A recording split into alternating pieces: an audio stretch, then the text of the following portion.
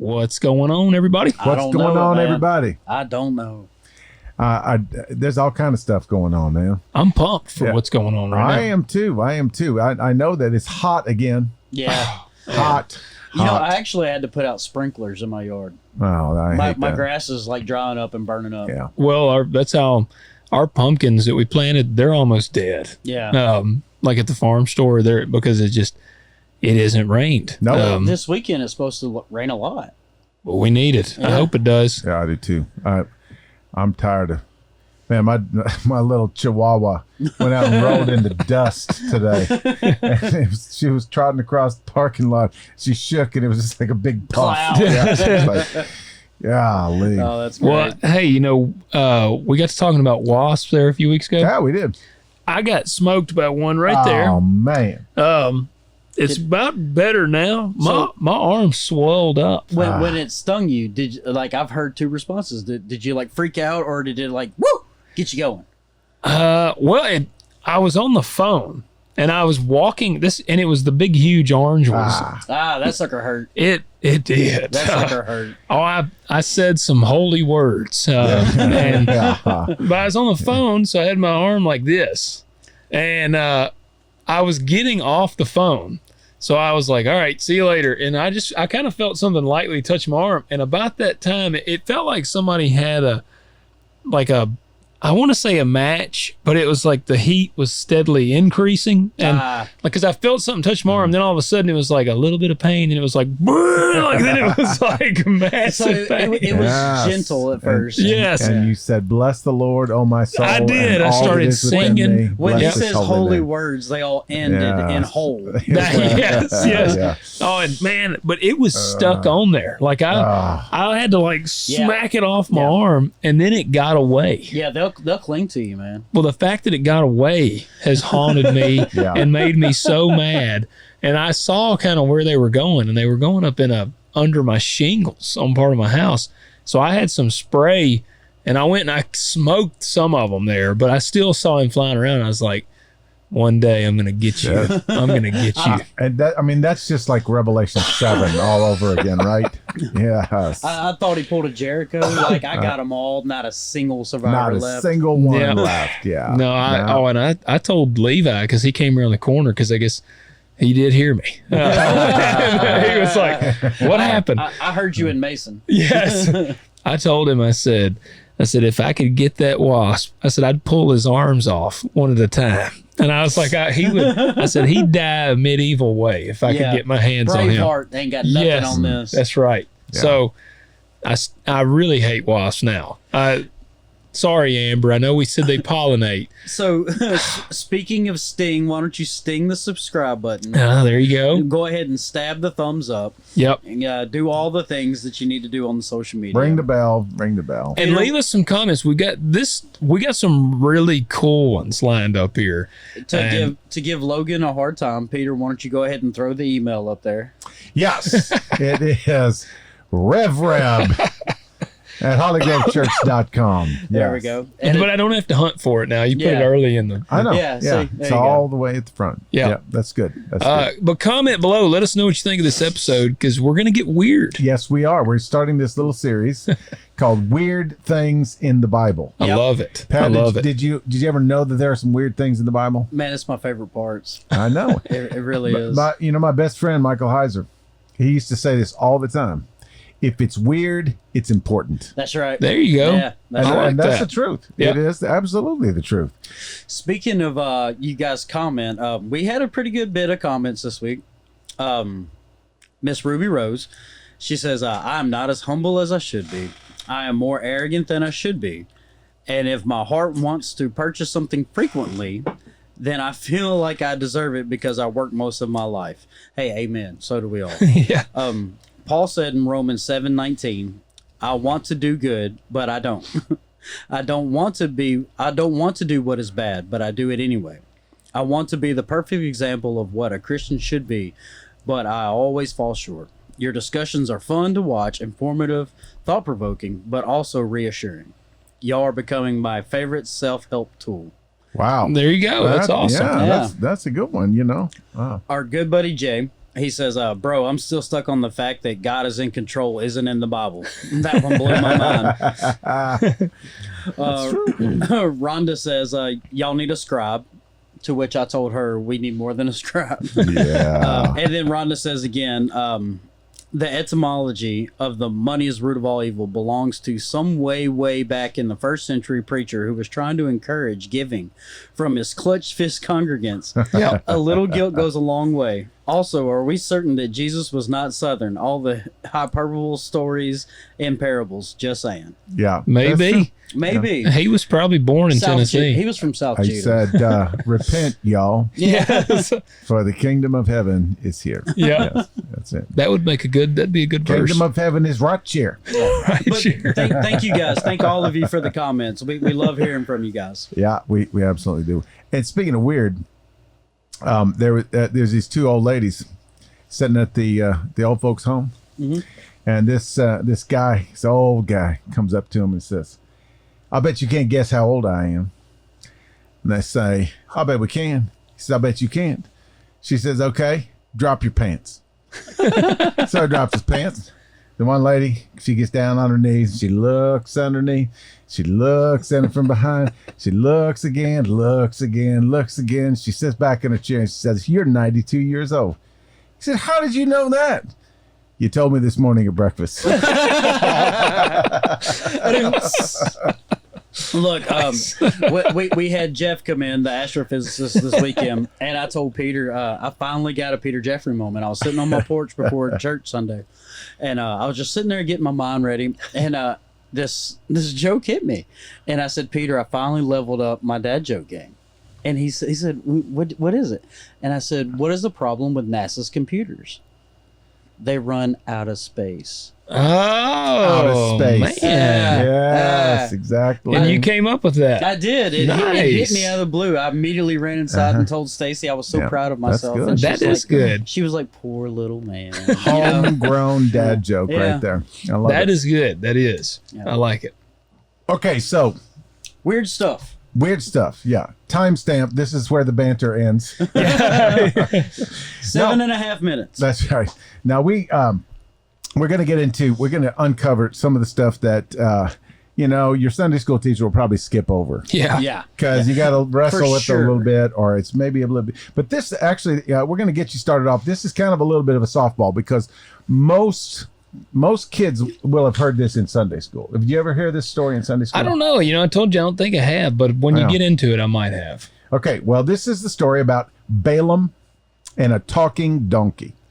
Yeah, I don't know. As some of the younger people watching would know as Shrek. Shrek, yes. Shrek says, "I don't know if it's such a good idea to have a talking donkey." Yeah.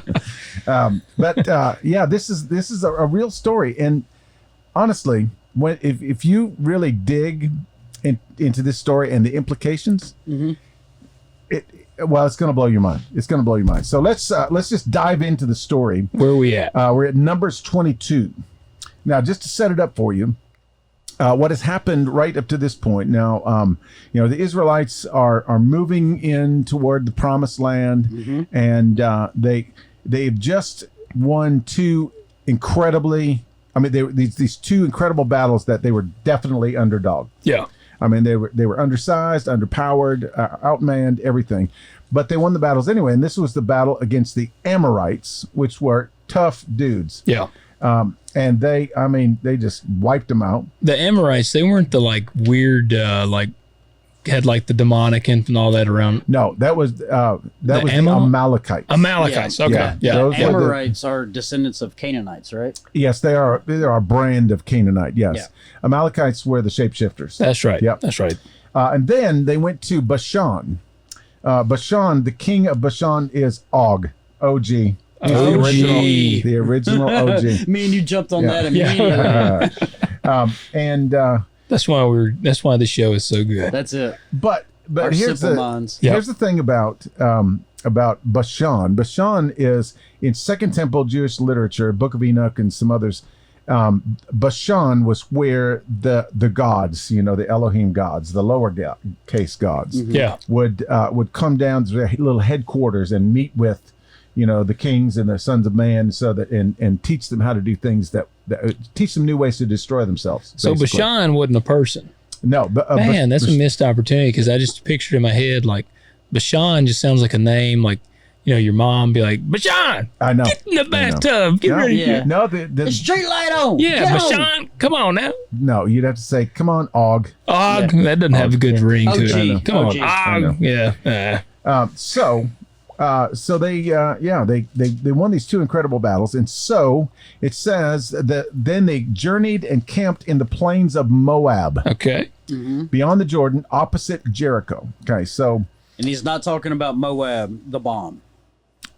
The mother of all bombs. Yes. yeah. Or is it? So here's the way. Yeah, could be. So Balak was the king of Moab at that time. Yeah. Okay. And Son of Zipper. Yeah, son of Zippor. Zippor. So that all that Israel had done to the Amorites and to Og and everybody, and he was in great fear because of the people, for they were numerous, and Moab was in dread of the sons of Israel. Okay, so the reason that he's in dread is not because he doesn't have a military. The Moabites at this time are very powerful. He senses that something supernatural has helped them to win these battles. Gotcha. Okay, so he's gonna think to himself, okay, what secret weapon do they have that I don't have? And it's that supernatural something. The donkey. So he the donkey. The Moab. Yes. So Moab said to the elders of Midian. Now Moab and Midian had been enemies up to this point. Okay. And now any The enemy of my enemy is my friend. Thank you for that quote there. Yes. So they're getting together on this, and they says, listen to this verse. Now this horde will lick up all that is around us as the ox licks up the grass of the field. Nice. Yeah. This horde. It's kind of descriptive. And so he sends messengers to this guy named Balaam. Balaam. Balaam. Balaam, or Balaam, as some would say. Now Balaam is an interesting character.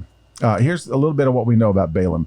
Balaam is a seer, a soothsayer, a sorcerer, and a prophet. What is a soothsayer? Fortune teller. Okay. Yeah. And by the way, Balaam is one letter away from being Alabama. That is exactly right. Oh, yeah. Just kind of. In fact, if you just rearrange them, you'll get Alabama. Yep. There you go. So, so anyway, it says Balaam, the son of Beor at Pethor, which is near the river in the land of the sons of his people, to call him.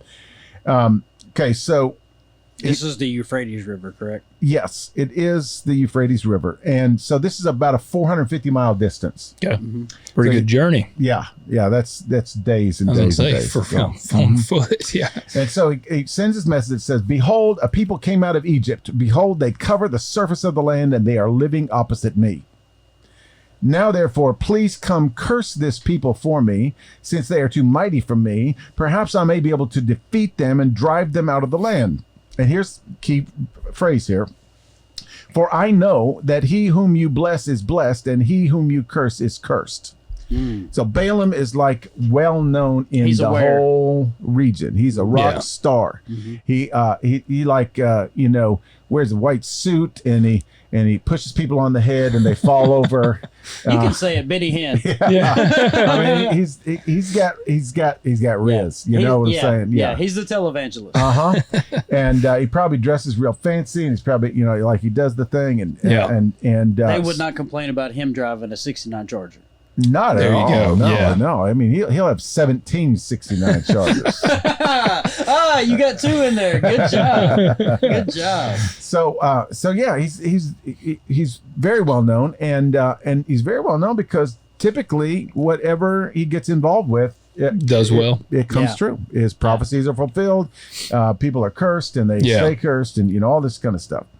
And so it says the elders of Moab and the elders of Midian departed with the fees for divination in their hand, and they came to Balaam and repeated Balak's words. And so he's like, Balaam is aware of the situation as well. And so he understands. Now, Balaam is well acquainted with many gods. He knows them by name. He knows some of them personally. He's in league with a lot of these. Now, He also knows the God of Israel. In fact, this is where it gets a little bit confusing in the middle of this stuff, because he's going to actually converse with and talk with, call upon Yahweh. Yeah, I see the Lord in all caps here. And so he has mad respect for the Lord. And so he's not going to just run headlong, because, if the Lord is on their side and they won against the Amorites and they won against, Bashan, this might come back on me. Yeah. So he's thinking, you guys hang tight, stay the night. Chill for a minute. Yeah. And so he says, spend the night here and I will bring word back to you as the Lord may speak to me. And so they stayed, and God came to Balaam. God's proactive here, which is also very interesting. God knows about Balaam. Yeah. And he says, who are these men with you? And he tells them. And he says, they said to me, behold, there's a people who came out of Egypt, blah, blah, blah. Okay. And God said to Balaam, do not go with them. You shall not curse the people, for they are blessed. Okay, that's Set order in number stone. one. Set in stone. Do not go with them. So Balaam arose in the morning, said to Balak's leaders, go back to your land, for the Lord has refused to let me go with you. Which shows you that, Balaam's got some sort of, A little sense. Yeah, a little bit, I'd say. Yeah. So they go back 450 miles. Lord have mercy. Back to Balak and say, hey, Balaam refuses to come. He's not coming. So Balak Boy, talk about a slow conversation. I know, this is Snail true. mail. And so Balak says, okay, I got to up the ante here. And he sent leaders again, more numerous and more distinguished than the former. Yeah. So these are like the heavy hitters. These are important people. You're supposed to be impressed by them. And they come to Balaam and says, thus says Balak, let nothing, I beg you, hinder you from coming to me. For I will indeed honor you richly, and I will do whatever you say to me. Please come then, curse this people for me. And so he says, well, no, he says, though Balak were to, now he knows that God's listening. Yeah. Okay, so he's saying it kind of loud. Yeah, no.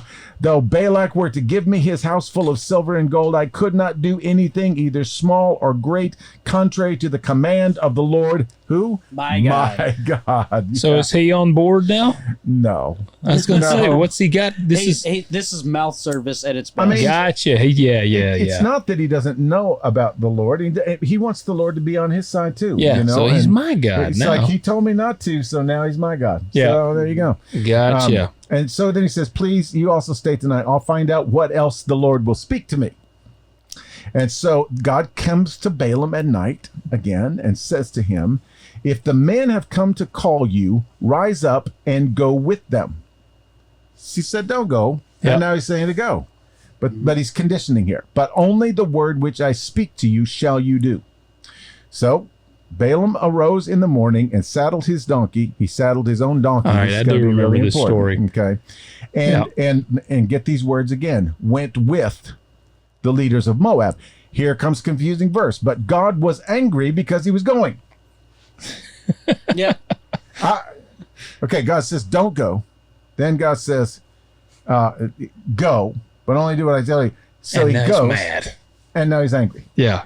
There's a reason why. Mm-hmm. And you got to get into the language a little bit in order to understand this. There's two words for with them. The first word is im, just im. And it means to be kin with them, to be as counted as one of them, to go with the same heart, the same soul, the same mind, the same purpose. Yeah. He says, don't go with them. Gotcha. Second time, when he tells them to go with them, he uses the word eighth, E-T-H, eighth.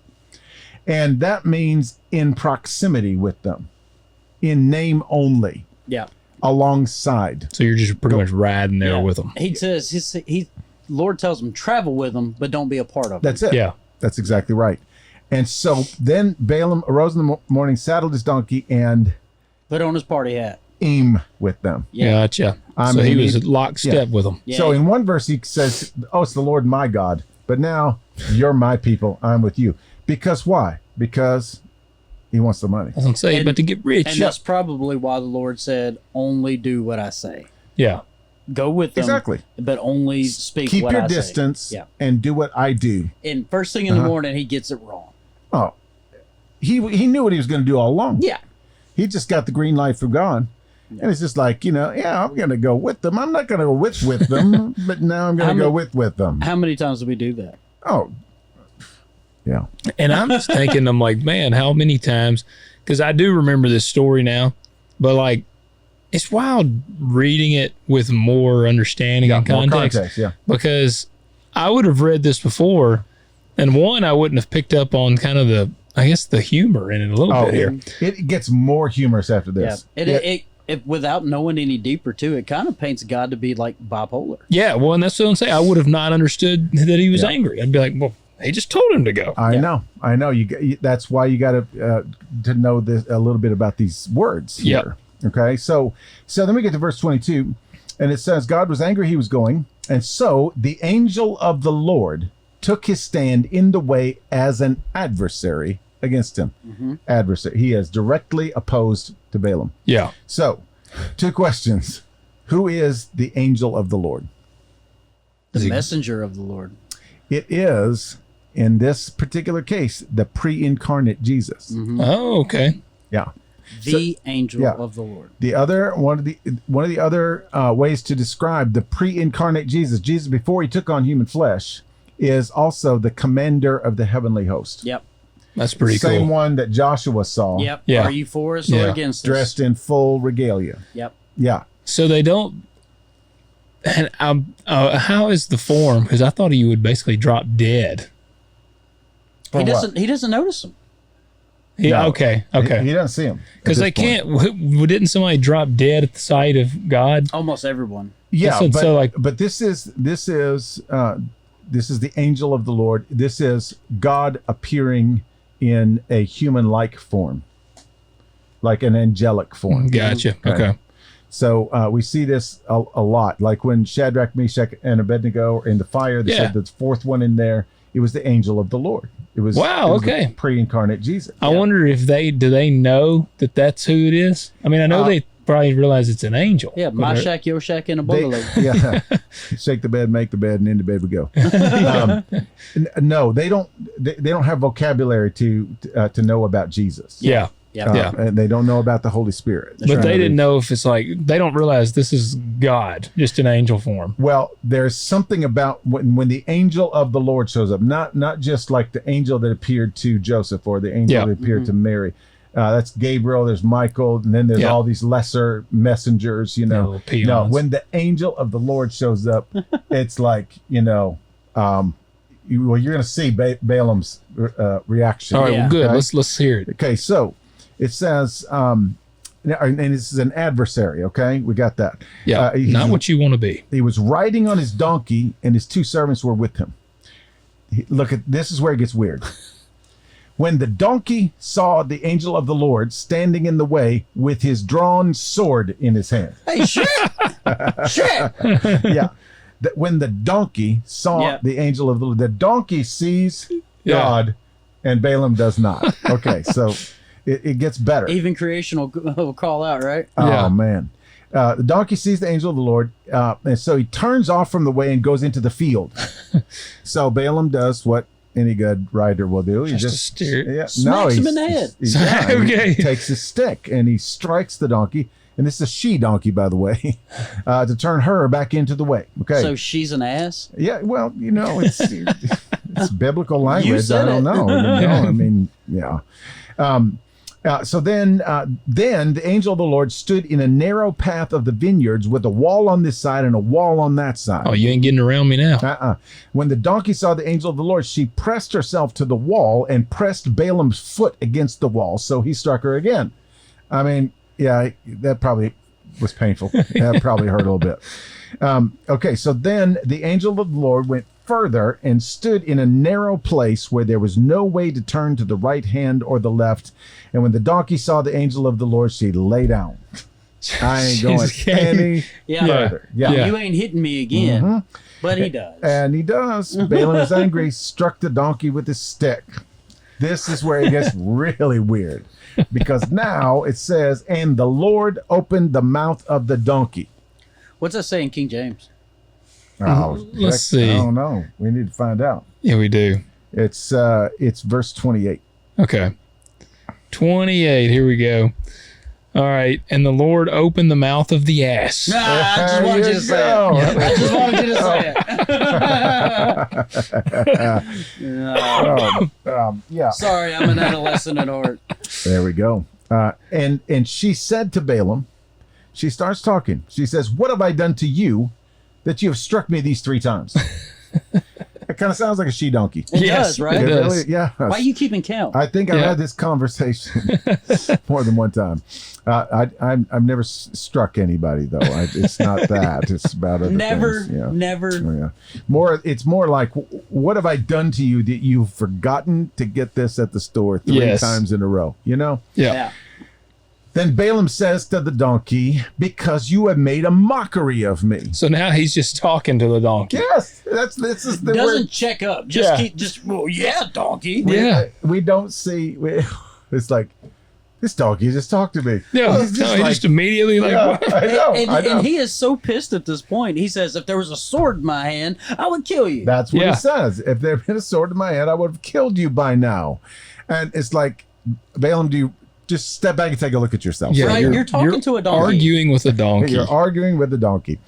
And the donkey said to Balaam, "Am I not your donkey on which you have ridden all your life to this day? Have I ever been accustomed to do so to you?" And he said, No. "No." No. He's all pouty now. That's No. just all he said. Yeah. No. No. Yeah. So the donkey wins the conversation. Yep. Yeah. He just says no. So that's the conversation with the donkey, and apparently Balaam is just like totally okay with this. Now, before we finish this episode of the story, what do you think about this? I mean, like, why is he just having this conversation with the donkey? I don't know, man. 'Cause I mean, he is so in it right now, so angry, so Yeah. gung ho about going with, Yep. you know, and not the F version of with. Right. You know, he is so gung ho about it, and he is so angry Yeah. that he is not, you know, that he's not carrying on the path. So maybe he didn't finish the sentence. He must have said no. And why in the heck am I talking with a donkey? Yeah. Yeah.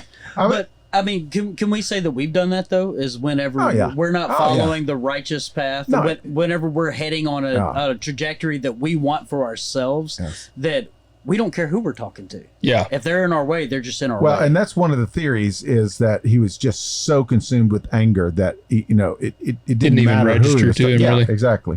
I've been there. I think it's possible. I also think it's possible that this guy was playing around with so many different spirits that it was just like, well, of course the donkey's talking. That's what I was kind of wondering. I was going to be like, well, they already said he was like a sightseer, or not a sightseer, but a soothsayer and sorcerer and all that. I'm like, well, he's already doing all kinds of weird stuff. We So just crossed into Moab, so this lowercase G's here. yeah, he's like, Could've you know, that's just might have been a normal day. He might talk to his donkey and snakes and everything else. It's very possible. Now, speaking of talking animals, the only other talking animal was the serpent in the garden. That's right. Yep. And we're not even sure that was an animal. So, just saying. It we'll is get into poetic that. language. I know. We'll get into that some other time. But anyway, so then, verse 31, then the Lord opened the eyes of Balaam. Mm-hmm. And I'll bet Balaam tried to shut him again, like really quick. Yeah. And he saw the angel of the Lord standing in the way with his drawn sword in his hand. And what did he do? Bowed. All the way to the ground. What else could you imagine? No. Lord have mercy. Could you imagine? We think about we worry about, when we get to the end of the line. Imagine if you had just been doing something and then all of a sudden you're driving somewhere this just flash comes up on the road and there he is with a sword drawn. It makes me back. It makes me think back. My cousin Josh, we used to go play in the woods a lot as a kid. And he was setting me up one day. We were walking. He's like, "What would you do if there was a snake right here?" And I was like, "Man, I'd stomp that sucker." Blah blah blah. We were teenagers, whatever. Yeah. And then he got me. He's like, "Oh, look, there's one right there," and I froze. Yeah. And he got me, and I was like, "Yeah, like this is when the toughest of guys, like, oh, this guy gets in my way. I'm gonna do this. I'm gonna beat this donkey." I know. And then he falls straight on his face. And then it's like, and think about this too. In Revelation, John sees the risen Christ, the glorified Christ. And he says, I turned to see the voice that was speaking to me. It talks about the lampstands, but then he says, I saw one like a son of man, clothed in a robe, reaching to the feet and girded across his breast with a golden girdle. And his head and his hair were white like white wool, like snow. And his eyes were like a flame of fire. Yeah. And his feet were like burnished bronze when it has been caused to glow in a furnace. And his voice was like the sound of many waters. And in his right hand he held 7 stars, and out of his mouth came a sharp 2-edged sword, and his face was like the sun shining in its strength. And when I saw him, I fell at his feet as a dead man. Yeah. So this is kind of something like what Balaam is experiencing right now. Eyes like flames of fire. Yeah. Like he sees everything. There's no doubt who this is. Yeah, that's exactly right. And so, the angel says to him, "Why have you struck your donkey these 3 times?" It's like the angel, Jesus is concerned about the donkey. Like, this is injustice. So maybe dogs do go to heaven. Maybe they do. Maybe just donkeys. I don't know. It's funny that the angel was now speaking, and the donkey ceased to speak. Well, that's exactly right. And I think that the angel of the Lord really should have said, "Why did you hit your donkey 3 times? I mean, like 1,000 years from now, I'm going to ride on the donkey myself down into Jerusalem, and I'm not going to hit the donkey." Doesn't say he may have a soft point for donkeys. He might. He just really might. For me, I think it's like the Lord's like, all right, I was trying to talk to you through the donkey. Exactly. Yeah. And you ain't listening. So you just keep arguing. So why don't you go ahead and fall down? Go ahead and get in the right position. That's it. He said, "Behold, I have come out as an adversary because your way was contrary to me, reckless." Yeah. Because I know what you're up to, Balaam. But the donkey saw me and turned aside from me these 3 times. And if she had not turned aside from me, I would surely have killed you just now and let her live. And let her live. And let her live. I like how he throws that part in there. I mean, like, the angel of the Lord is not happy right now. Yeah. Right. Yeah. Anyway. The donkey saved the man's life. He was smacking her in the head. Exactly. That's exactly right. And apparently, this is the first time this has ever happened because she's been a faithful donkey. His whole life. Stuff. Yeah, his whole life. So anyway, he says to the angel of the Lord, "I have sinned, for I did not know that you were standing in the way against me." Now that's a lame apology. That is. Like, I'm sorry that it ever. I know. That's like if you say something that like hurts somebody's feelings. You say, "I'm sorry that it hurt your feelings." I know. I'm sorry if your feelings got hurt. Yes. Yeah, I know. It's I'm sorry if you're offended. Yeah. But then he does say, "Now then, if it is displeasing to you, I will turn back." If you want me to miss out on all that money, okay, I'll go back. But the angel of the Lord says to Balaam, "Go with the men." That's the I was just looking at it. Yeah. Mm-hmm. Go with the men, but you shall speak only the word which I shall tell you. So Balaam went along with the leaders of Balak. Now, before we get to the Balak incident, I think there's a big point to be made here. You could say, well, why did God speak through the donkey? And why did the angel of the Lord, how was that whole dynamic? Because God spoke directly to Balaam the first time. Yeah. And now we got this whole donkey thing. Mm-hmm. And I did read one guy that wrote this in an article. I thought it was a point well taken, is that this was a visual for Balaam that just like that, first of all, that I don't need you or anybody else. I can speak through anybody. Yeah. I can speak through a fool. I can speak through a donkey. Mm-hmm. I don't need you. But also that when you get this lesson, because I controlled this donkey's mouth, and I better have control over yours. You're going to speak just like I made that donkey speak. So then that brings us to our other question, which is, okay, so the donkey's speaking, the donkey is reasoning, does the donkey now have human qualities? Is the donkey able to reason? Do animals have reason? Did God just miraculously give the donkey reason? I don't think so. just for the fact that that's good. That's kind of on the same principle as saying, okay, Moses encountered the burning bush, so we can set any bush on fire and it won't consume. Or, just that one was a magical, I don't know. Well, I mean, it would still be burning today, right? Maybe it is. Maybe it's where the Olympic fire came from. That's it. The tomb of the unknown soldier. I think this is one of those scenarios where we try to put our rationale on a limitless God, and God acts however he wants, however he chooses, and his point, as we see, his point's well taken. Well, I think, I don't know. What do you think about the donkey talking, Logan? I still just go, well, I'm still conflicted. I'm like, because I don't feel like anything prophetic was said by the donkey. No. So I'm like, well, was it his weird sorcerer crap and he's kind of talking and the donkey finally, my biggest thing is, why did the donkey, because I feel like he was revealing himself to the donkey before he was revealing himself completely to Balaam. Why was the donkey seeing him first? I think that, well, there's all kinds of ways. First of all, I honestly think that the angel of the Lord had a little bit of a sense of humor. Yeah. Like, you think you're so bad and you think you're so all, lofty and sorcerer-ish, Yeah. I got control over this whole thing. Yeah. I'm going to prove it to you. The Lord was trying to close the door and open another one. That's exactly right. Yeah. He is in control. Yeah. Balaam, follow your heart. Follow your heart. Yeah. So honestly, I think it was just an alarming slap in the face to Balaam. That I told you to go in this particular way, and you decided not to, so I'm going to make you go in this particular way. Yeah. Or I'm going to kill you. Yep. So, and I don't know if Angel of the Lord really was going to kill Balaam, but it's like David and Saul. I could have killed you. Yeah. I could have just now. Well, again, I just keep going back because I'm like I love movies. I'm a very visual guy. So like, especially describing that in Revelation, to see the fire in his eyes, and again with the sword drawn, like burnished bronze. Man, feet. Oh, I know. You're it's like a this glorious Ghost Rider. Yeah. It is, yeah. It's like, dude, you're about to I'm about to get slaughtered. And I honestly think that it wasn't the donkey reasoning, even though it kind of sounded like, "Hey, why'd you hit me?"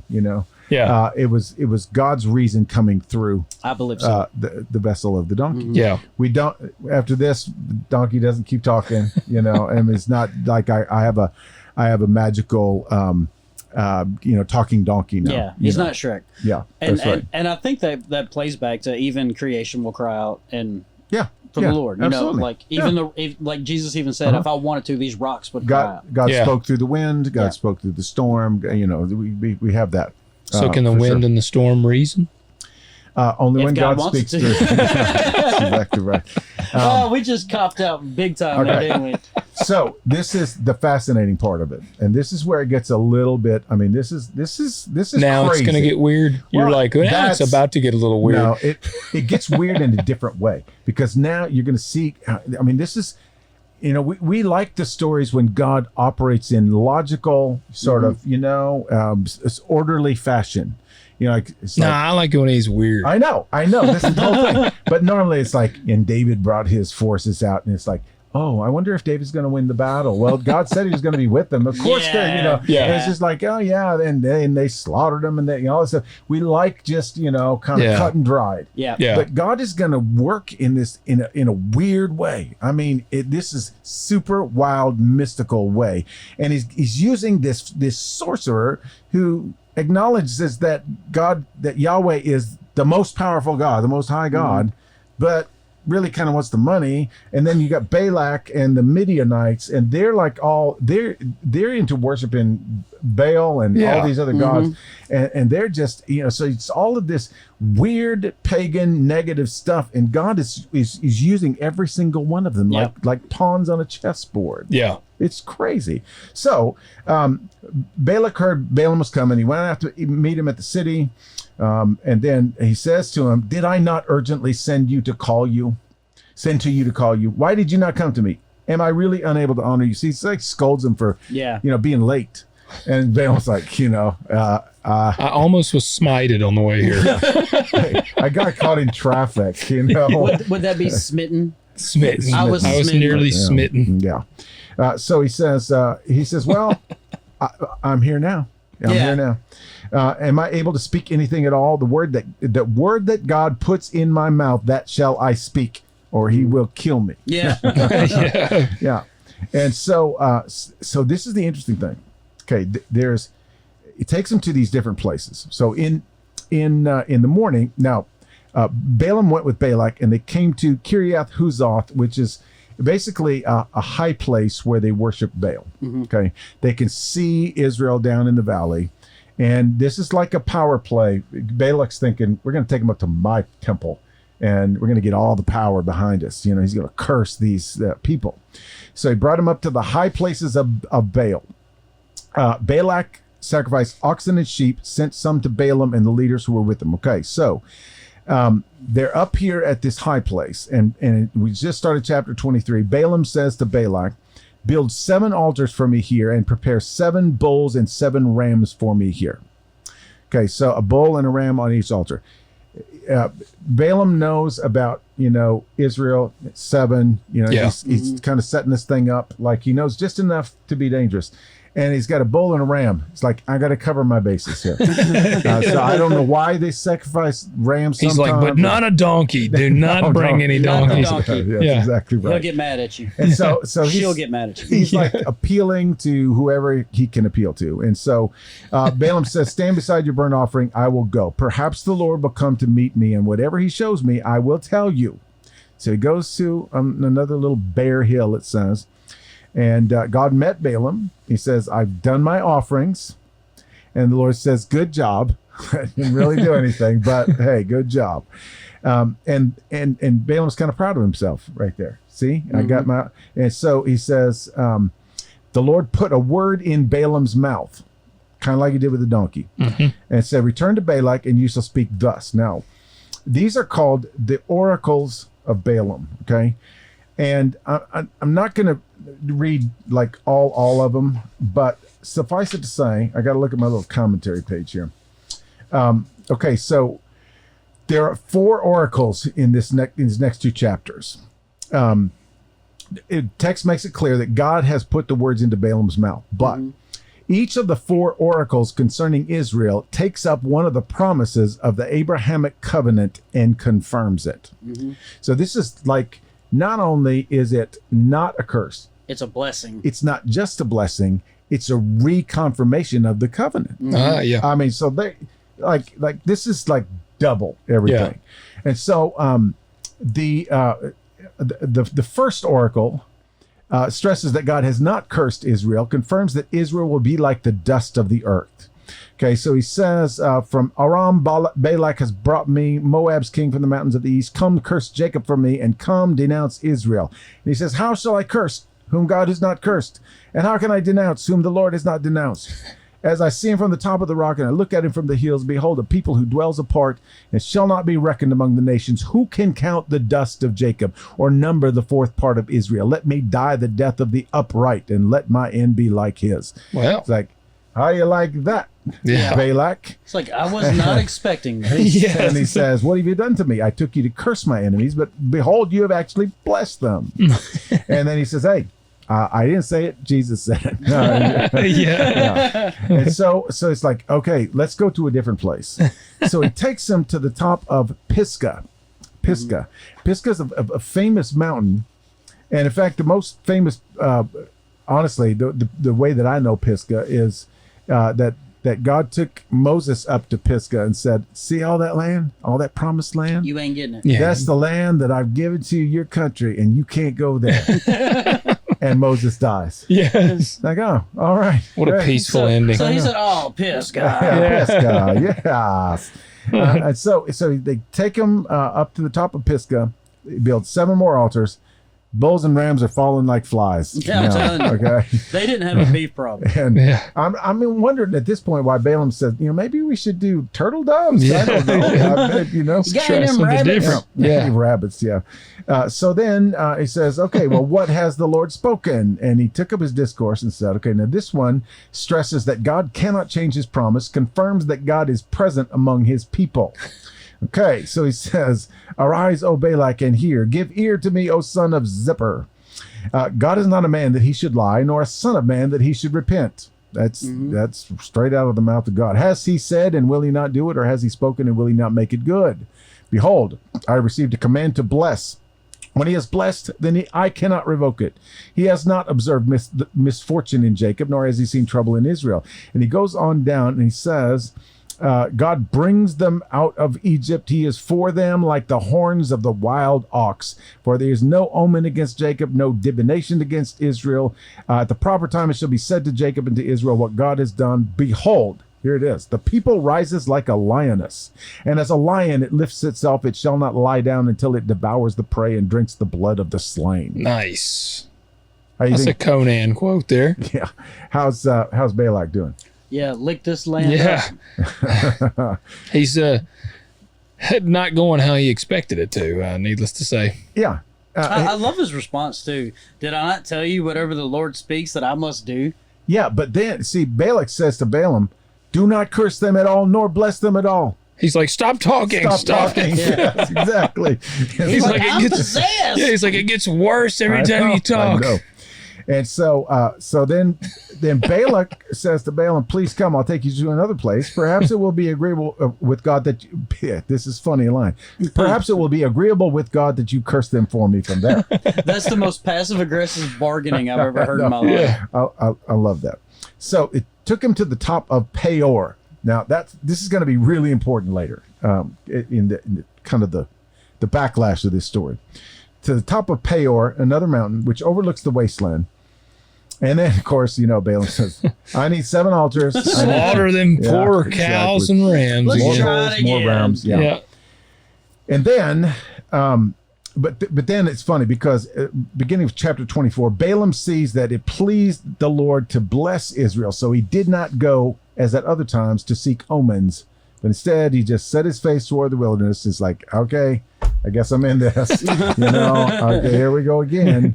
And this third oracle, this is so amazing because he uses the word El Shaddai. El Shaddai means the Almighty. Mm-hmm. This is the name by which God appeared to Abraham. He says, "I am the Almighty, El Shaddai." This is also going to play into it in just a little bit, okay? And it confirms that Israel will inherit the land promised. Okay, so he says from Peor, he lifts his eyes up and he looks at Israel camping tribe by tribe, and the Spirit of God came upon him. This is like, it grows in intensity every time. Yeah. So now the Spirit of the Lord is coming upon this pagan dude. Yeah. Yeah. It rushed upon him and his hair grew long. Exactly. That's exactly right. That's what happens. It said, the oracle of Balaam, the son of Beor, and the oracle of the man whose eye is opened. Mm-hmm. It gets pretty deep here. The oracle of him who hears the words of God, who sees the vision of El Shaddai, of the Almighty. It's almost kind of like Balaam's getting saved right now. Well, that's what I was going to say. Is he the man whose eyes is open? I'm pretty sure he's, yeah. Okay. Yeah, we know later that Balaam goes right back. Yeah. Oh, yeah. Okay. There's so it's not a wonderful revelation he's having. His eye was opened when he saw the angel of the Lord. And so he's like, so the angel of the Lord said, "Speak whatever I put in your mouth." And so that's what I'll do. Isn't that kind of awesome, though, that if the Lord wants to use you, regardless if you turn away or not, he's going to use you. His plans will not be thwarted. That's right. You can delay them for a while. Yeah.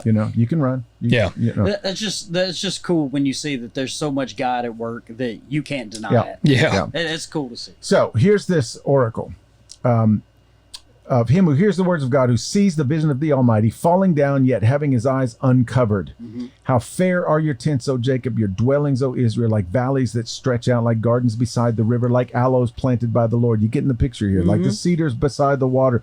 Water shall flow from his buckets, his seed shall be by many waters, his king shall be higher than Agag. This is prophesying that Israel is going to defeat Agag, and his kingdom shall be exalted.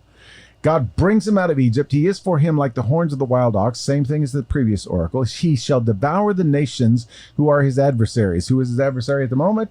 It's Balak. Yeah. Mm-hmm. And he crushed their bones, crushed their enemies. and shatter them. See them driven before you. And he says, and hear the lamentations of their women. That's exactly right. He couches, he lies down as a lion, and as a lion, who dares rouse him? And then he speaks the Abraham blessing. Yep.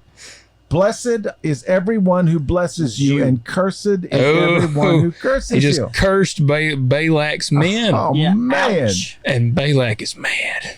He's His real anger mad. burned against Balaam. He had fire in his eyes. He sure And he did. clapped really hard. He said, I called you to curse my enemies, but behold, you have persisted in blessing them these 3 times. Therefore, flee to your place now. I said I would honor you greatly, but behold, the Lord has held you back from your honor. Man, How dare you follow the Lord? You want to talk about bold. I know. Putting the blame on the big man. And Balaam says, did I not tell you? Though Balak were to give me his house full of silver and gold, I could not do anything contrary to the command of the Lord. Are you listening, Lord? Remember what I said? Yeah. What the Lord speaks, that I will speak. And so he says, I'm going. I'm out of here. But this is an important phrase right here. And I will advise you what this people will do to your people in the days to come. Okay. So now he got releases his own prophecy. Yeah. And this is crazy. This is the craziest of the craziest, because he says, this is my parting words to you. The oracle of Balaam, son of Beor, the oracle of the man whose eye is open, the oracle of him who hears the words of God and knows the knowledge of the Most High. That's Moses language right there. Yeah. Okay. Who sees the vision of the Almighty falling down, yet having his eyes uncovered. Okay. He says, I see him, but not now. I behold him, but not near. And here we go. A star shall come forth from Jacob, and a scepter shall rise from Israel, and shall crush through the forehead of Moab, and tear down all the sons of Sheth. And Edom shall be a possession. Seir, its enemies, also shall be a possession, while Israel performs valiantly. One from Jacob shall have dominion, and shall destroy the remnant from the city. Okay, now, who is the star come forth from Jacob? David. Yes, it is. Scepter shall rise from Israel. That would also be David. But if you look at this whole thing in its entirety, it is a messianic prophecy. Jesus. All right. I was almost going to say, is it Jesus? But I was like, well, I don't know. Jesus is of the lineage of David. Yeah. Exactly. Yeah. That you pull this all the way through, because he's not done yet. Yeah. He says he looked at Amalek and took up his discourse and said, Amalek was the first of the nations, but his end shall be destruction. He looked at the Kenite and he took up his discourse and said, your dwelling place is enduring and your nest is set in the cliff. Nevertheless, Cain shall be consumed. How long shall Ashur keep you captive? And he took up his discourse and said, alas, who can live except God has ordained it? But ships shall come from the coast of Kittim, and they shall afflict Ashur, and they shall afflict Eber, and so shall they all come to destruction. Boom. And then he said, good day, goodbye. And he struck out on his donkey. He dropped the mic and returned to his place. And Balak also went his way. Okay. So that is 22 through 24. That's the story of Balaam and the talking donkey. Donkey. Do you think that we're done? No. Probably not. We are nowhere. I mean, we're near finished, but there is a whole other part of this story. Is that number 25? 25, yes. Because I see Pure. You said to The remember sins them. of Peor, yeah. And also get ready with Numbers 31, because that's going to come into play. And then I'm gonna reference just a couple of other things. The interesting thing about this story now when you think about this story, okay, so Balak is afraid to attack Israel even though he wants to. Yeah. He needs some supernatural power. Now he feels real good about it. Yeah, he's super good. So he gets some supernatural firepower. It totally backfires on him. Yeah. Okay. So nobody gets what they want. Balak doesn't have what he wants, and now Balaam doesn't get what he wants. Okay. So the very next chapter is a very curious chapter. Now, you may want to turn down the volume or put your earbuds in, because there's a little scene in here that's a little bit A little raunchy. Yeah, a little bit raunchy. Yeah. But 3, 2, 1, children should be gone. There you go. And I want to set this up for you because it doesn't reference this plague until verse 9. It kind of assumes that you know what this plague is, okay? Gotcha. Yeah. But here's what happened. While Israel remained at Shittim, we're shifting. Is that it? I know, yeah. That's what, When they remained at Shittim. I did not make that up. I really didn't. No, I wish you did. While Israel remained at Shittim. I like how you're trying to give an extra pronunciation there. Put my evangelist voice. Shittim. We talked about Jeff coming in and doing it. Yeah. My child side did not enjoy how he pronounced a certain planet. He said Uranus. He said Uranus. And I'm like, it's Uranus. It's Uranus. That's how the Starship Enterprise is just like toilet paper. Yeah. Because they both circle Uranus looking for Klingons. He got one in. He got another one in. I'm so proud. I'm just so glad the children are not listening. We gave him a warning. Anyway, sorry, that was not very pastorly of me. No, but it was excellent. That was good. Okay. So it says the people began to play the harlot with the daughters of Moab. Now, are we getting the code language so far, right? No. Okay, with the daughters of Moab. Yeah. Barry White just now showed up. He's in the building. For they invited the people to the sacrifices of their gods. Like the Moabites are inviting the Israelites to the sacrifices of their gods, and the people ate and bowed down to their gods. So that includes then being commingled with their daughters, their women. Yeah. Okay, so Israel. Hear the lamentations of their women. That's it. So Israel joined themselves to Baal of Peor, and the Lord was angry against Israel. Where are we in this? I'm like lost. This is 25. 25. Now we're on verse 4. Okay, that's too far ahead. And the Lord says to Moses, "Take all the." This is pretty. It's harsh. Take all the leaders of the people and execute them in broad daylight before the Lord, so that the fierce anger of the Lord may turn away from Israel. In other words, he's saying, take these who are leading this charge, and boom. I wonder what the message has to say about that one. Look it up. I'll keep reading. Which is that? Wow, the title name is different. What is it? The Orgy at Shittim. There you He go. just cut straight to the chase. I mean, mine says the sin of Peor, but there you go. Man, it's That's reverent and rebellious translation. He really don't hold back. Yeah. So Moses says to the judges of Israel, each of you slay his men who have joined themselves to Baal of Peor. Here's where it is. Then behold, one of the sons of Israel came and brought to his relatives, brought to his brothers. This is actually the image of bringing to the tabernacle, to the assembly.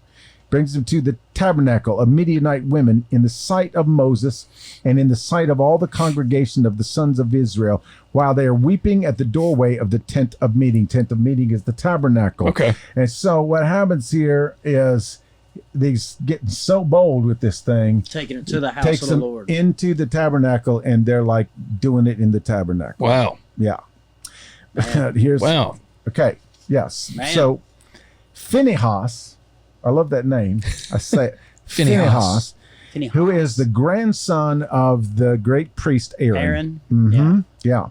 Phinehas is enraged.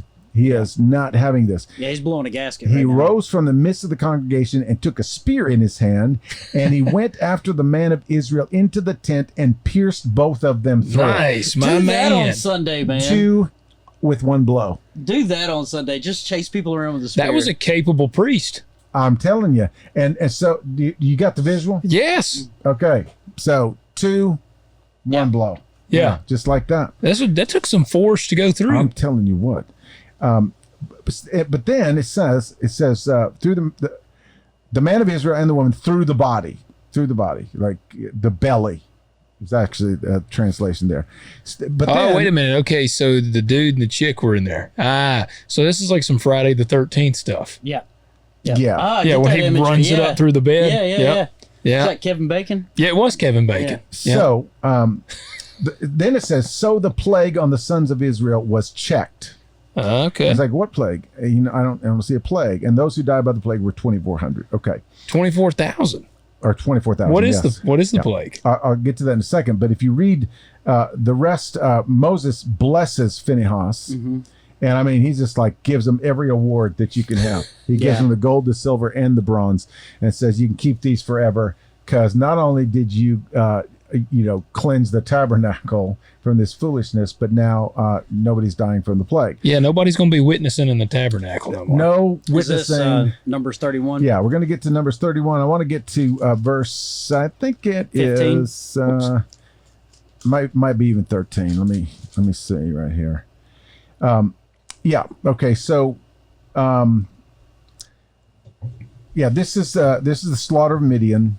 Mm-hmm. Moses is angry with the officers of the army, captains of thousands, captains of hundreds who come down from service in the war. Okay. So Moses said to them, "Have you spared all the women? Mm-hmm.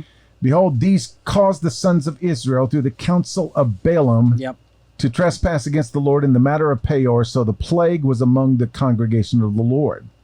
Now, therefore, kill everybody. But then he says, but the girls who are virgins, spare for yourselves." I don't. How generous. Yeah. Mm-hmm. Nice. What is this? So it says kill every male among the little ones. Yeah. Does that mean like kids? That means top to bottom. Yes, it certainly means. Yeah. They don't want anybody reproducing. Yeah. It's for sure. It's taken for granted that they're going to kill the men anyway. Do you think the soldiers from that stuff were haunted after these things? No, I honestly don't.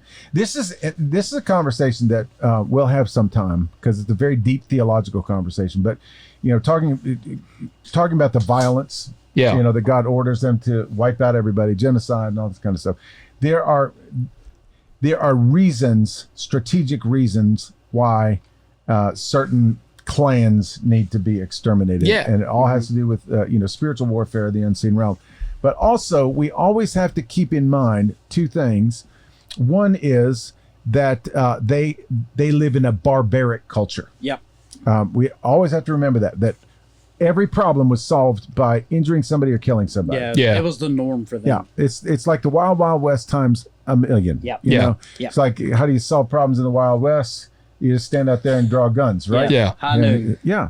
This is on a large scale. They used to just ram a spear through you. It's it. Well, that does bringing that to modern day.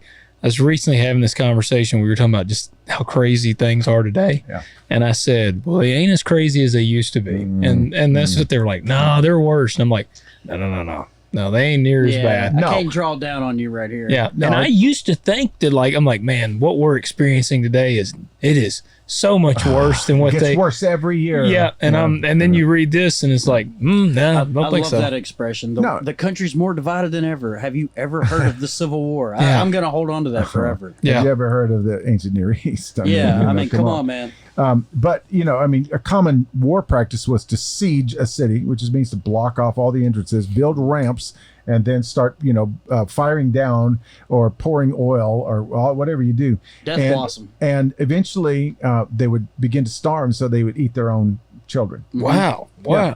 Dang. I mean, that was common practice in that day. So we shouldn't be too shocked over, things like this, but it is rather shocking.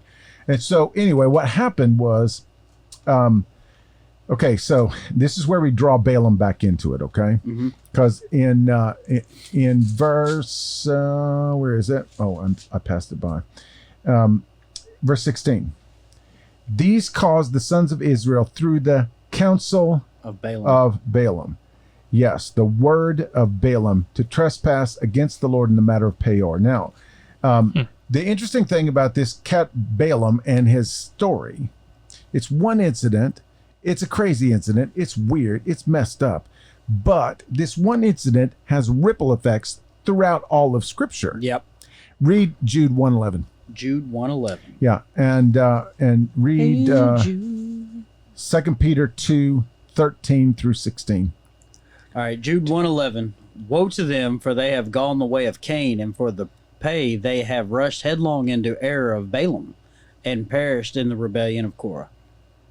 Yeah. There it is. 2 Peter what? 2:13 through 16. Gotcha. Okay.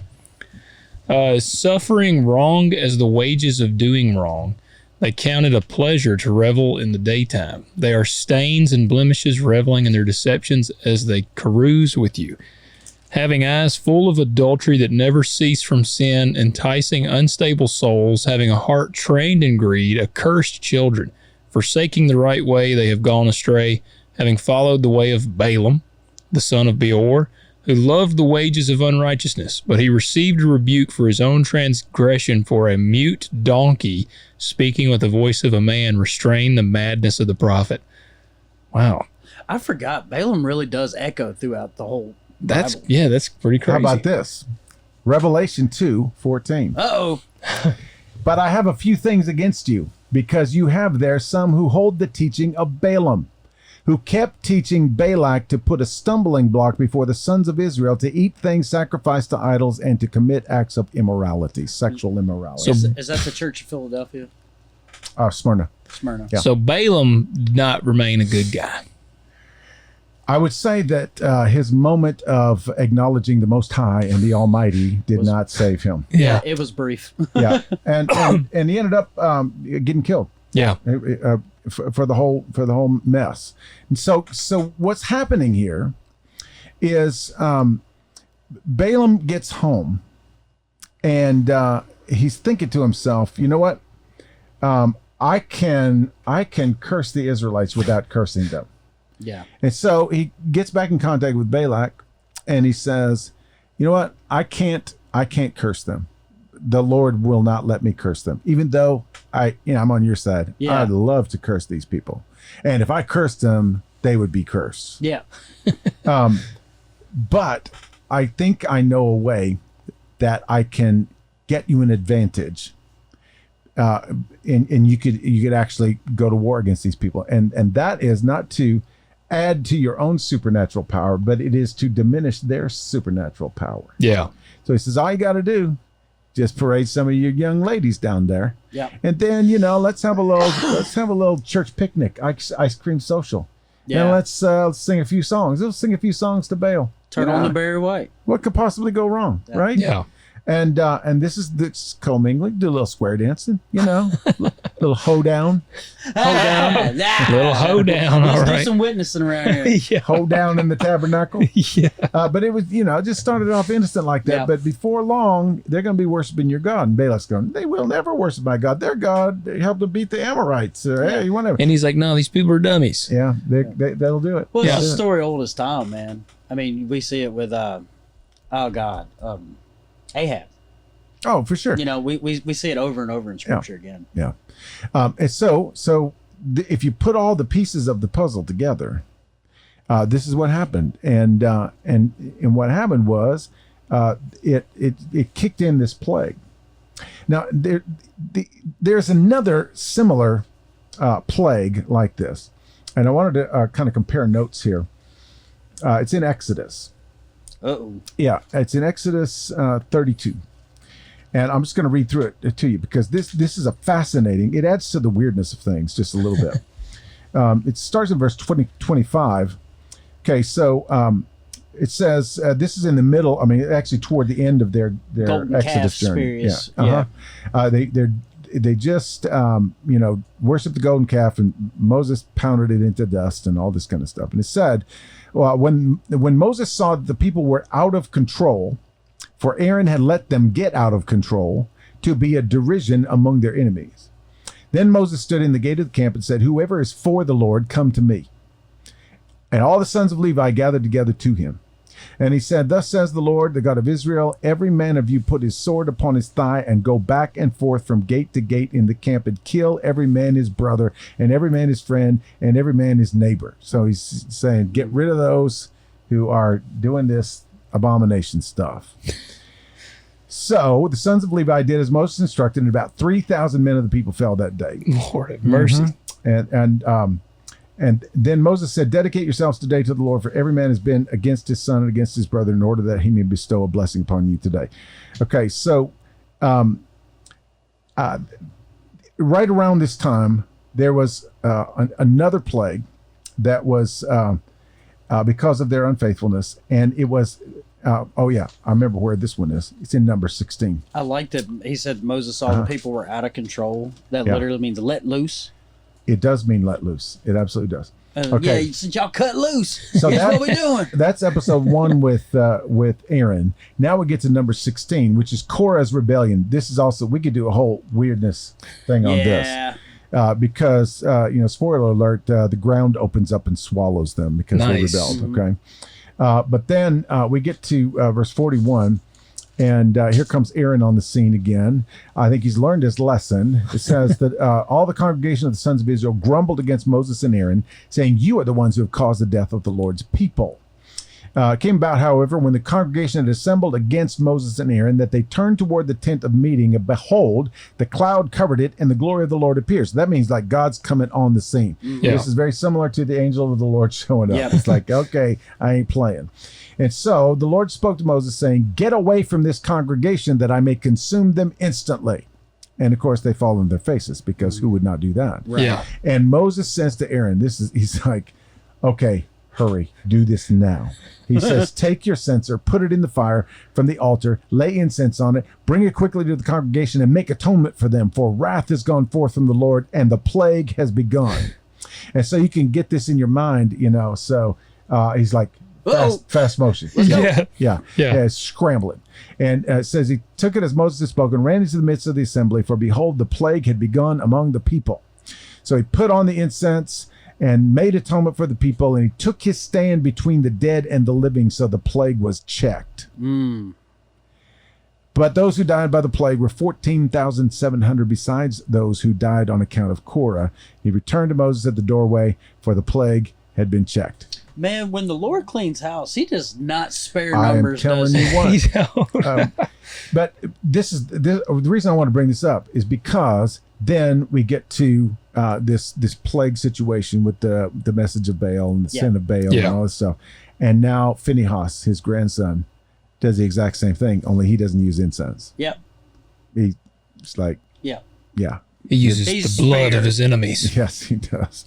The lamentations of one particular woman. No, it's two of them. There's two of them. Yeah. Maybe. That's wild, though, man. Balaam is mentioned all over. It's even mentioned one more time in Micah. Mm-hmm. See, where is Micah? That's that one I can never find. It's right after Jonah. Jonah, Micah, Nahum, Habakkuk.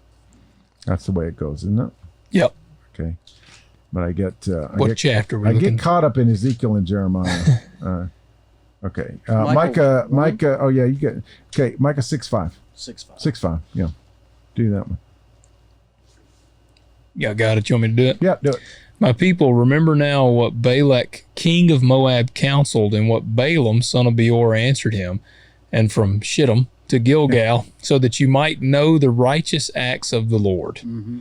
Yeah. Now, what Micah's saying here is, okay, I know Balaam was not good, but at least he did the right thing by God.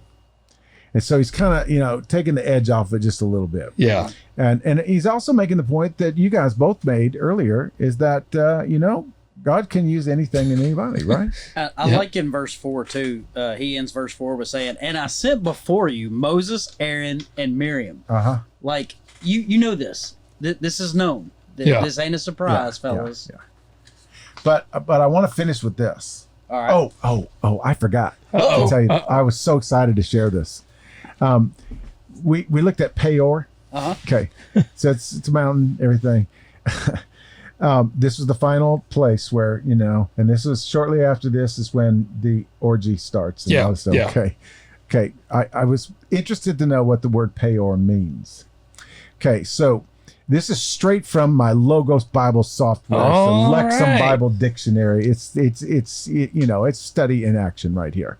It says that the occurrences of the verb indicate adjunction with strong passion or feeling, usually not very positive. Well, and describe the wide opening of the mouth, hence perhaps alluding to other body cavities. Whoa! Wow. Well, that was fitting for the big orgy. Big orgy. Yeah. Wow. Yeah. That's what Peor means. That's exactly Did they name what it it means. after the event? I don't know. So 3, 2, 1. Still don't bring your children back in. Yeah. Wow. And it That's says wild. too. There is no noun meaning opening, suggesting that this verb does not so much describe the normal functioning of a body cavity, but rather the motivations behind opening wide, a yearning to be filled. Wow. Straight out of your Hebrew Bible dictionary. Well, Nice. there you go. I know. So we're gonna. I didn't make it up. I didn't make any of it up. It was a fitting location. I laughed way too hard at that. You told me this morning at breakfast. Okay, so this guy, I can't remember this guy's name, but he wrote a really nice article. But he makes a good point, and I think this is a point well taken. The talking donkey, which is definitely the weirdest part of the story. Yeah. But he says that the story of the talking donkey isn't weird, it's a joke. God is mocking Israel's enemies. The prophet Balaam is being ridden like a mule by King Balak. And Balak is too blind to see that God's intent to bless Israel will not be stopped by him. The joke is, this is a Christian guy writing too. The joke is, next to God, a mighty king and the world's best prophet are nothing more than a couple of asses. Yeah. And then he talks a little bit about the spiritual warfare side of this, because this is really the foundation to this whole episode. Yeah. Is not what the people are doing, it's what the powers and the principalities and the gods are doing. That's right. Yeah. Yep. Yeah. Okay, so he says, while Israel is sinfully disobeying him in the wilderness, God is putting to shame the principalities and powers arrayed against them. And so the Apostle Paul talks about our salvation in the same kinds of terms. A crucified king is foolish like a talking donkey, but God humiliates our enemies precisely when we don't deserve it through the foolish power of the cross. So that's how he That's brings good. kind of Jesus into the whole thing. But here's the other part of it that he talks about is that, what we don't see, we think we're in our own little circumstances and we think we have our own little wants and desires and goals to achieve and all this stuff. And we go, God, where are you? How come you're not right here? And there's all this stuff happening around us. Yeah. Like Israel was they were just camping. They were hanging out. Yep. And Balaam is coming from 450 miles away, and all of his sorcerers and his servants and Balak and Midian, and they're conspiring together, and all this stuff is going on. And I mean, we're talking, it's got to be a couple of years this stuff's going on. Yeah. And That's pretty cool to think about. It is, and I think that's part of the message of this story, and I think this is also why it's told exactly the way it is, because Israel is not in this story until the very end. Yeah, till the party. They defeat Og, and then boom, here comes Balak and Balaam. They take center stage for like several chapters, and Israel doesn't come back until they start commingling with Moabite women. Yeah. Okay, but the interesting thing about that is, this. I forgot. Anyway, is. What comes out of this is no Ammonite nor Moabite shall enter the assembly of the Lord, even to the 10th generation. None belonging to them shall enter the assembly of the Lord forever, because they did not meet you with bread and water on the way, so on and so forth. And then because they hired against you Balaam the son of Beor from Pethor of Mesopotamia to curse you. Nevertheless, the Lord your God would not hearken to Balaam, but the Lord your God turned the cursing into a blessing for you, because the Lord your God loves you. You shall not seek their peace or their prosperity all your days forever. Did you clean the language up on that a little bit? I just didn't read the first verse. I'll finish with the weird verse from the Bible. I was like, man, see that.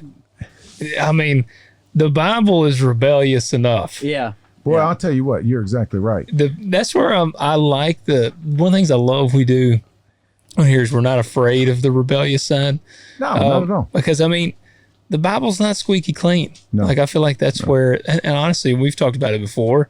I feel like when you get squeaky clean, I mean, it turns people off. When you get squeaky clean, you get fake. Yeah. And the Bible's not fake. No. It is absolutely real. Very raw. And I will echo the words of my best friend. If it's weird, it's important. Yes. And this is a very important part of the story. I And agree. you see how it echoes And I mean, if Peter took it seriously and Jude took it seriously and John, absolutely in Revelation, I mean, we don't just read past this and go, "Oh, isn't it cute, a talking donkey?"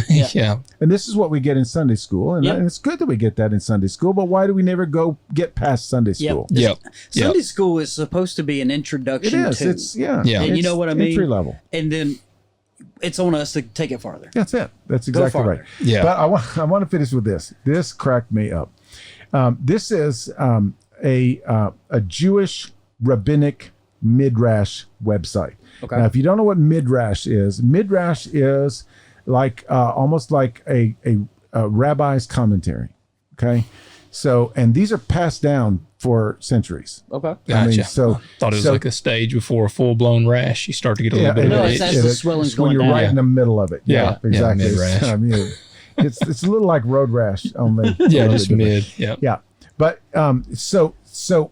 just as a preface to this, please don't take this seriously. Don't take this as this is exactly what happened.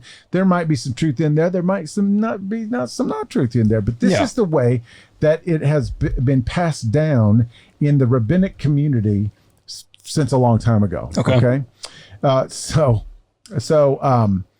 says the fascinating story of Balak and Balaam's failed attempts to curse the Jewish people is found in Numbers 22. The Torah records how, after being thoroughly humiliated by his talking donkey, Balaam, the non-Jewish sorcerer and prophet commissioned by Balak, king of Moab, to curse the Jews, found himself incapable of cursing them. Instead, he gives them 4 tremendous blessings, the last which foretells the messianic redemption. Obviously, these are Jesus Jews that are coming to this conclusion. Jesus Jews, I like that. Yeah. So here's the background. It was the year 2488. They know this somehow from creation, and Jewish people spent the last 40 years in the desert. They were finally prepared to enter the promised land. They camped at Moab. Moabites were terrified of the Jews, especially after they defeated the Amorites. Okay.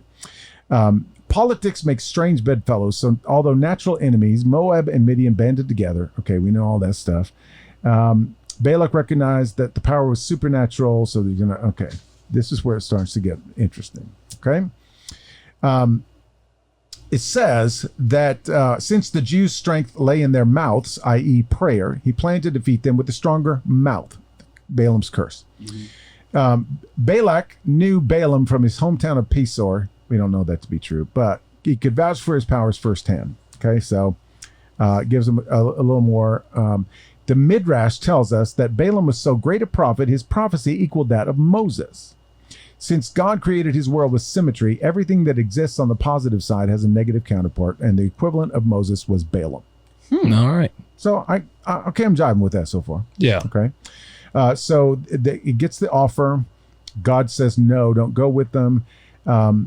Too vain to admit that he was in God's control, he suggested he was not going because the ministers were too low ranking for him. He said, if Balak is serious, he's going to send me better people than you and more money. So Balak sends the important dudes, and says Balaam woke early in the morning, excitedly saddled his donkey instead of having his servants do it. Midrash tells us that at that moment God said, "Wicked one, my servant Abraham already preempted you when he saddled his donkey personally. So dedicated was he to fulfill God's command." Okay. God was angry at Balaam for going, so he sent a sword-wielding angel to block his path. Okay. So they kind of shaved over the fact that it was an angel of the Lord. That's right. Yeah. That's exactly right. They just say an angel. Yeah. Yeah, that's exactly right. So commentators discuss why Balaam was unable to see the angel. Some say that God does not normally allow people to perceive angels, for if they did, they would become deranged. Animals, though, do see them. Okay. So I'm going to skip a little bit of this. Okay, here's the weird part. Okay, the Zohar. I don't know what the Zohar is. It's got to be like a collection of midrashes or commentaries or something like that. Because I've seen the Zohan. Yeah, That's what I just thought of. the Zohar explains that Balaam's powers came from his donkey through his immoral acts with it. Oh gosh, he would tap into powerful impure energies. Tapping into what a terrible word. That's the rabbi, man. It's the rabbi. He was which he would use to harm people. Therefore, the first step in the process of crushing Balaam was to disable his tools. They got to know what they're doing writing these things. Come on. Come on. So, Midrash. God not only made his donkey ineffective in producing magic, he made it counterproductive. This was the ultimate destruction of Balaam when evil turned against itself. Okay, so he destroyed his tools. This might be one of my favorite episodes we've done. It might be. Okay, so God opens the mouth of the donkey. Okay, so the Talmud explains the dialogue as follows. The Moabite dignitaries ask Balaam, "Why do you not ride a horse?" Balaam responds, he sent his horse to graze. Immediately the donkey spoke again. "Am I not your donkey?" To which he responded, "Just for carrying burdens." "On which you have ridden," argued the donkey. "Only on occasion," says Balaam. To which he responds, "Since you first started until now, you have always ridden on me. Moreover, by day I provide you with riding, and by night with intimacy." So she's nagging. How did they come to this? I don't know. I just don't know. Thus, Balaam stands before the highest-ranking Moabite officials, humiliated. They comment to each other that a man who is bested by his donkey would never be capable of defeating an entire nation. So, anyway, it goes on, and it starts to explain. The God's telling him to go, telling him not to go. Okay, and it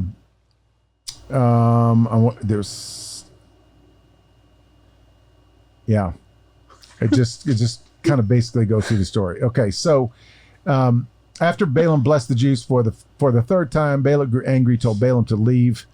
As he was leaving, Balaam gives him this messianic sort of prophecy, and he says, Hasidic teachings explain why these great blessings came through such a wicked man.